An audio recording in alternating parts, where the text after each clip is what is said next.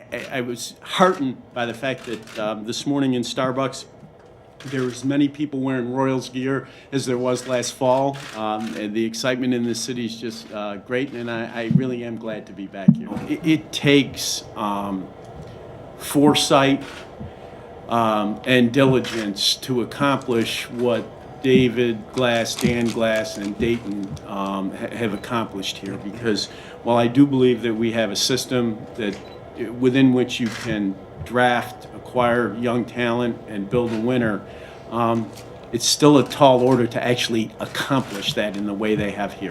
I think the 30,000 plus the television ratings in this market sets the kind of example that in every small market, the teams can look at it, take it as concrete evidence of their ability to compete, and quite frankly, they can aspire to it. There are inherently appealing aspects to our game that put us in a position to be competitive for the younger fan. Let me give you one example.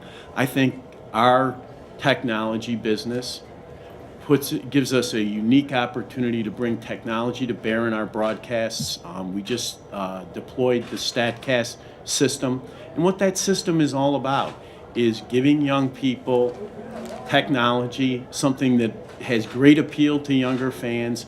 It allows them to engage with the game, understand the game in a way that's much deeper, and it allows them to do it with the tools that they're comfortable with. Real-time video applications. There's a federal law that defines the difference between gambling and fantasy. We made an agreement with DraftKings after a really thorough review of the games, and after we satisfied ourselves that they fell on the fantasy side of the line.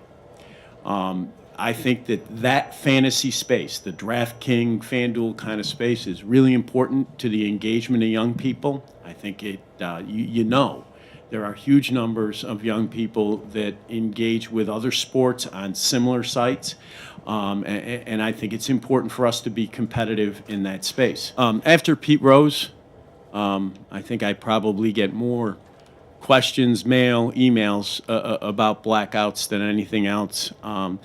And I do think it's important that we make every effort to make sure that we use technology and maybe even changes in our rules to make sure that people have access to the game via broadcast, broadly defined. I do think it's an issue that we need to deal with. A great body of observers that are out there watching games all the time, so that there are eyes and ears out there. And, the reports we're getting from people is put the time to one side, because, different things can affect time. But just that the games do seem a little crisper, that they're moving along better, and we have not had any complaints about unintended consequences in terms of the way that people play the game.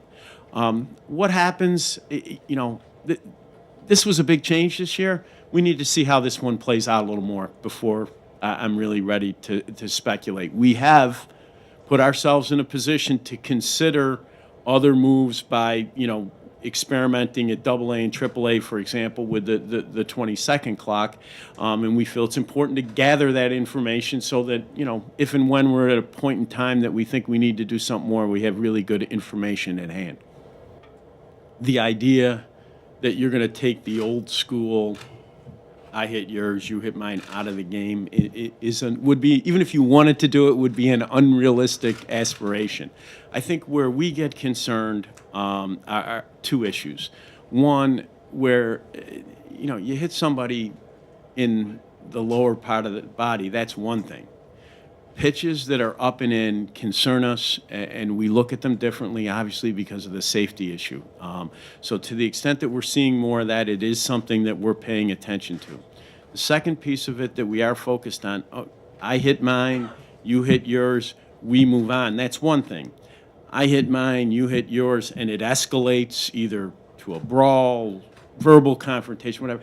that concerns us as well. And, Joe Torre is actively talking with managers about it, making sure that in each clubhouse we try to avoid these latter two issues to the extent possible.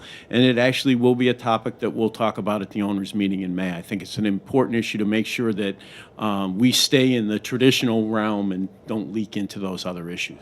We're interested in Cuba for a couple of reasons. Obviously, a source of talent. In addition, Cuba is a market where baseball's embedded in the culture, and we actually do pretty well in markets like that, and so we do see a business opportunity as well. With respect to the player issue, obviously, to the extent that there is a regularization of relations between the United States and Cuba, and it's easier for players to come here as an immigration matter, play, and return to Cuba, we would see that as a positive in terms of our business. We are in active conversations with Bob Castellini, the owner of the Reds, about exactly what they have in mind for Pete's participation.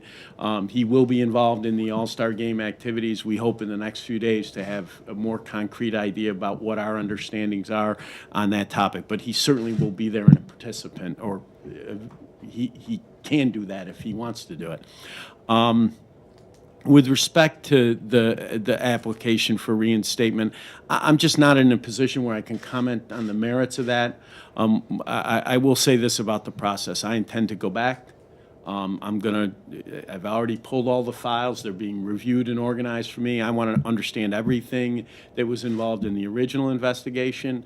I want to make sure I understand everything, good and bad, that's happened since the time the agreement was reached with Mr. Rose. And, I want to consider everything that Pete wants me to know. He's going to have an opportunity to come in with his representatives and make sure that I hear whatever it is that he has to say. The commitment I've made to him is he's applied for reinstatement. We're going to agree on a process. We're going to go through the process, and he's going to get a decision at the end of the process.